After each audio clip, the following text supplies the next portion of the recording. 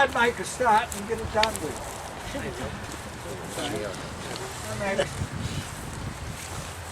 You coming out It's for lunch, only going to be short, Terrific. nothing special. I But might this grab is a- the grave of our ancestors. Four in the grave. James, one of the first three to come out. Edmund, baby Eliza, and the mother Eliza. So there's four in there.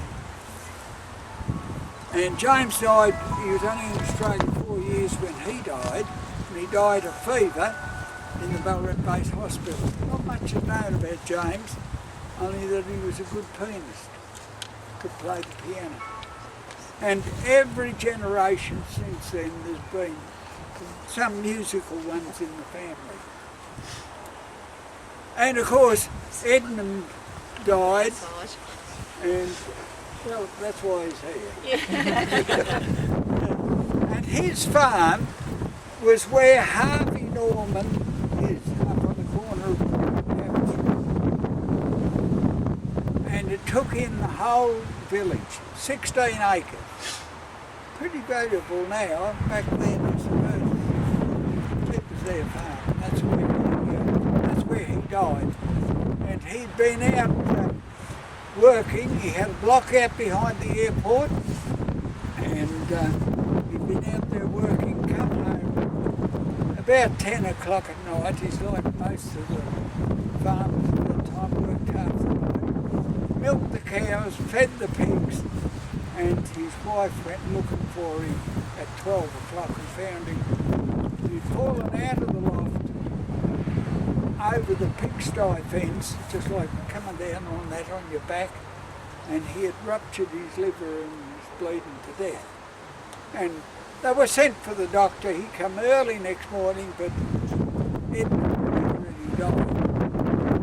And the story is fairly sad because they only had one bed in the house. There was 8 kids, and they slept on bags of straw. And you might think it's fairly primitive, but there'll be a lot of others doing the same thing.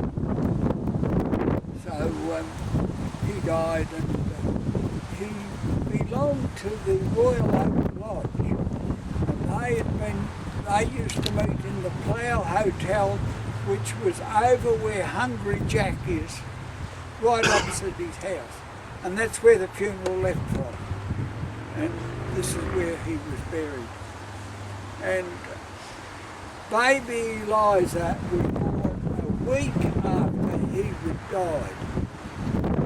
So the poor mother was probably having a lot of trouble, well, even coping with the death of it, the birth of the baby. And she stayed milking the cows there for about roughly 18 months, and milking the cows one morning. The kids were in getting breakfast. The 2 eldest boys, John and James, had gone delivering milk, and the kettle fell off the stove and scalded her. And she died within 3 hours. Pretty traumatic.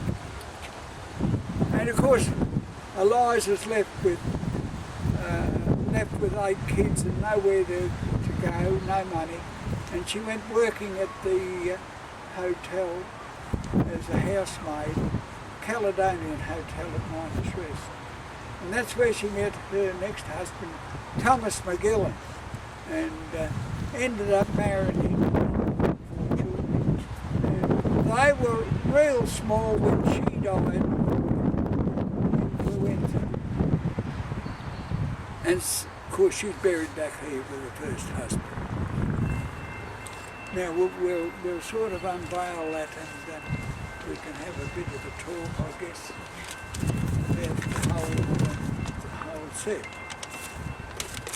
So I've got here as we gather here today at the graveside of our ancestors, James, Edmund, Eliza and Eliza McGillan.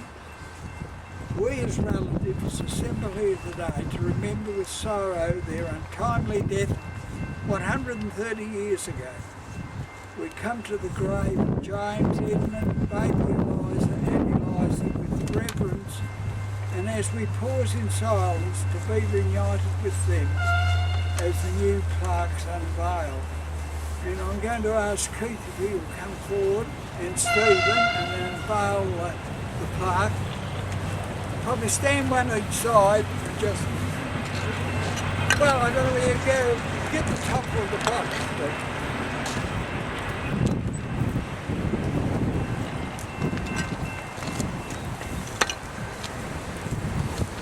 We've tried to keep the grave as original as it was, and we didn't do the headstone up, but there's pieces missing out, so we put a new plaque.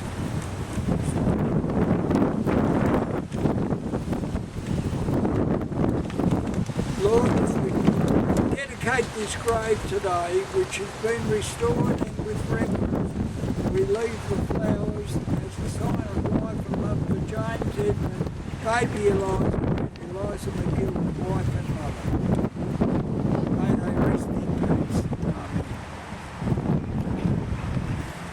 Now, Helen, who do you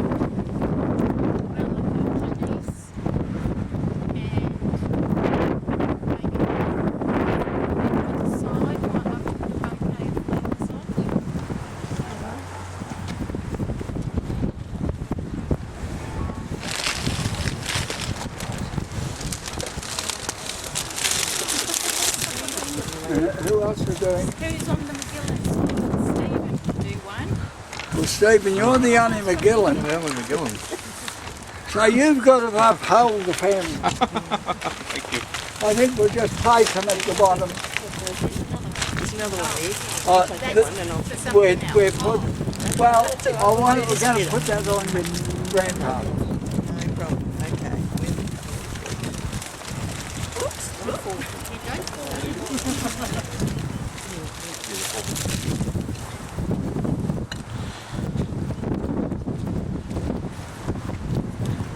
And probably there's more here today than there may have been at the original funeral. It's hard to say, but All those kids. they They wouldn't have gone. no, they wouldn't have. They wouldn't have Never been. went to funerals.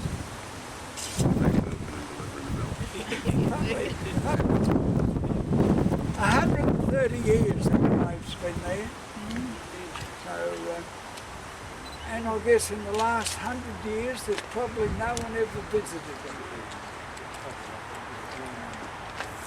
So we've made up for today.